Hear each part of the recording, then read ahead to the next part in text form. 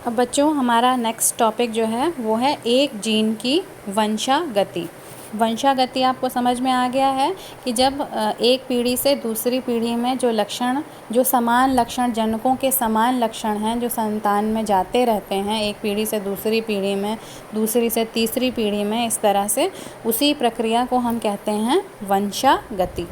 अब हम यहाँ देखेंगे कि कैसे कोई एक जीन जो है उसकी किस तरह से वंशागति होती है, मतलब एक जीन जो लक्षण प्रदर्शित करता है वो किस तरह से पीढ़ी दर पीढ़ी जो है वो संतानों में संचारित होता है। तो इसके अंतर्गत हम जो पहला अपना संकरण पढ़ेंगे उसको हम कहेंगे एकल संकरण या मोनोहाइब्रिड क्रॉस। एकल का मतलब एक हो गया, यहाँ पर हम एक लक्षण या एक जीन को लेकर चलेंगे। अब इसकी परिभाषा हम देख लेते हैं कि किस तरह से जो है एकल संकरण होता है, यानी कि इसकी परिभाषा पहले देख लें कि वह संकरण जिसमें किसी एक ही लक्षण के दो विपर्यासी रूपों की वंशागति का अध्ययन किया जाता है उसे हम एकल संकरण कहते हैं।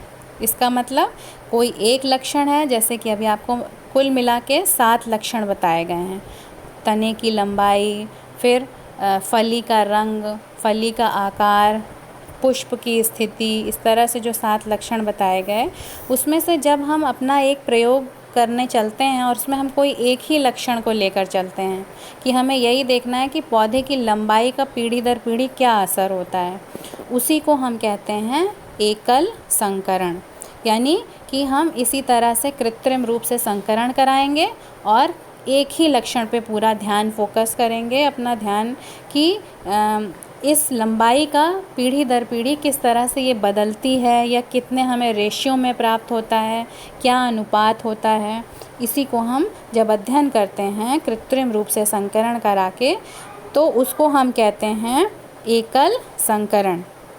जैसे अब यहाँ पर एक चीज़ और है, एक ही लक्षण के दो विपर्यासी रूप। जैसे कि मैंने आपको पहले बताया था, सपोज़ ये एक गुणसूत्र है, इस पर कई सारे ये जीन्स हैं, ये मान लिया लंबाई का है, ये मान लिया पुष्प के रंग का है, ये मान लिया कि फली के रंग का है।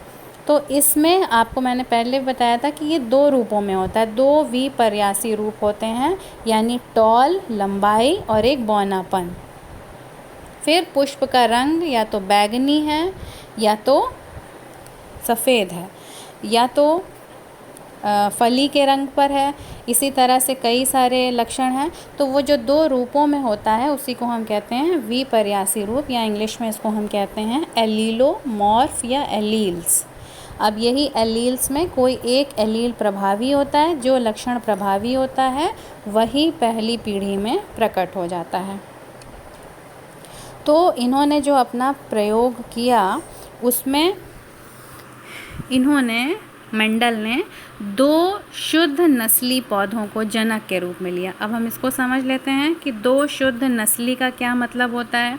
मतलब कि एक इसमें जनक की लंबाई है, जैसे है ना, जनक की लंबाई के 2 वैकल्पिक रूप हैं, एक लंबा पौधा और एक बौना पौधा। तो हमने 2 पौधे लिए, एक शुद्ध लंबा पौधा लिया और एक शुद्ध बौना पौधा लिया। अब उस शुद्ध लंबे पौधे को एक को हमने मेल पौधा बना लिया और दूसरे को हमने फीमेल पौधा बना लिया। यही प्रयोग हम सेम उल्टा करके भी कर सकते हैं, यानी कि जिसको लंबे पौधे को हमने मेल बनाया था शुरू में, उसी को अब हम फीमेल की तरह से ट्रीट करें और बौने पौधे को मेल की तरह से ट्रीट करें। तो इस तरह से, लेकिन जो परिणाम होगा वो सेम रहेगा। ये बाद में ये टेस्टिंग करके देखी गई कि क्या इसका भी कोई असर पड़ता है। अगर हम अलट पलट कर देते हैं, अदला बदली कर देते हैं, तो क्या उसका भी कोई प्रभाव पड़ता है परिणाम पर। तो उसी को प्रूव करने के लिए ये अदला बदली की गई, लेकिन बाद में ये पाया गया कि इसका कोई प्रभाव नहीं पड़ता, इसका परिणाम हर बार सेम ही आता है, वही आता है, अपरिवर्तित रहता है। तो अब यहाँ पर आपको इस चित्र के माध्यम से समझाना है कि देखो यहाँ पर क्या हुआ कि एक शुद्ध लंबा पौधा लिया और एक शुद्ध बौना पौधा लिया। अब इन दोनों के बीच में ये जो क्रॉस लगा हुआ है, इसका मतलब कि इन लोगों के बीच में कृत्रिम संकरण कराया गया। यानी कि संकरण कराने के बाद क्या, अब इसको हम क्या है, चूँकि ये जनक के रूप में दोनों यूज़ हो रहे हैं, इसलिए इसको हम पी से प्रदर्शित करेंगे, पेरेंट। अब जब इनमें संकरण कराया गया तो हमें जो बीज प्राप्त हुआ, जब हमने उस बीज को बोया तो बोने के बाद जो हमें पौधे प्राप्त हुए वो सारे कैसे थे, लंबे ही पौधे थे। यानी F1 जनरेशन, जो पहली जनरेशन के पौधे इस संकरण के फलस्वरूप प्राप्त हुए, वो सारे पौधे लंबे ही थे, टॉल। ठीक, तो इसको हम क्या कहेंगे, इसी के आधार पर निष्कर्ष निकाला गया कि जो लक्षण प्रभावी होता है, यानी कि जो एलील प्रभावी होता है, एक जीन का जो एलील प्रभावी होगा वही पहली पीढ़ी में प्रकट होता है, उसी को हम कहते हैं प्रभाविता का नियम। इसको हम आगे चलकर अभी पढ़ेंगे डिटेल में। पहले इस चित्र के माध्यम से हम समझ लेते हैं कि एकल संकरण किसे कहते हैं। तो यहाँ पर एक ही लक्षण को हम देख रहे हैं, लंबाई को। तो जब हमने पहली पीढ़ी के जो पौधे प्राप्त किए, उसमें सभी पौधे कैसे थे, लंबे थे। अब इन सभी लंबे पौधों के बीच में जो हमें ये संतानें प्राप्त हुई, जब इनके बीच में संकरण कराया गया, जिसको हम क्या कहते हैं, सेल्फिंग। खुद इन्हीं पौधों के बीच में जब हमने स्वपरागण कराया तो हमें कैसे पौधे प्राप्त हुए, हमें 4 तरह के पौधे प्राप्त हुए। यानी कि 4 पौधे जो प्राप्त हुए हमें, जो कि अब क्या कहलाएंगे, F2 जनरेशन। अब ये दूसरी पीढ़ी आ गई, क्योंकि ये पहली पीढ़ी से उत्पन्न हुए हैं, तो ये अब दूसरी पीढ़ी कहलाएंगे, F2 जनरेशन। अब इसमें हमें 3 पौधे जो मिले वो लंबे थे और एक पौधा जो था वो बौना था। इसका मतलब क्या हुआ, अनुपात यहाँ पर क्या कहलाएगा, 3 और 1 का अनुपात। 3:1 का अनुपात हमें यहाँ प्राप्त हुआ। 3 पौधे लंबे थे और एक पौधा जो है वो उसमें से बौना था। ठीक, तो ये जो है एक लक्षण जब हम लेकर चलते हैं तो उसका जो हमें दूसरी पीढ़ी में परिणाम प्राप्त होता है वो कैसा होता है। शुरुआत में हम लंबा और बौना लेकर चले थे, अब हमें जब दूसरी पीढ़ी में पौधे, पहली पीढ़ी में तो हमें सब लंबे मिलेंगे क्योंकि वो लक्षण प्रभावी है।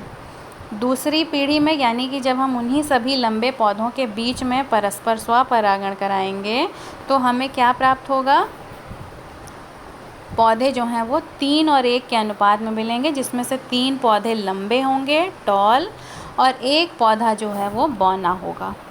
ठीक है, तो ये हो गया एकल संकरण का आरेखीय निरूपण। अब एक बार इसको बच्चों आप लोग अपने नोट्स में इसको लिख लीजिएगा कि ये वो कौन से 7 लक्षण थे जो मेंडल द्वारा चयनित किए गए और उनके क्या वैकल्पिक रूप थे। यानी कि जो अभी इसके पहले मैंने अभी आपको एक दिखाया था वीडियो में कि 2 लक्षण आपस में लंबा बौना, वही चीज़ है यहाँ पर, वो एक टेबल के फॉर्म में यहाँ दिखा दी गई है, इसको आप नोट कर लीजिए। तने की ऊंचाई लंबा बौना, फूल का रंग बैंगनी सफ़ेद, फूल की स्थिति अक्षीय या अंत्य का मतलब एकदम शीर्ष पर लगा हो, शीर्षस्थ भी इसको कहते हैं। फिर फली का आकार, या तो वो फूली हुई होगी फली या सिकुड़ी हुई होगी। फिर फली का रंग या तो हरा होगा या पीला होगा। बीज का आकार गोल होगा या झुर्रीदार होगा और बीज का रंग पीला या हरा हो सकता है।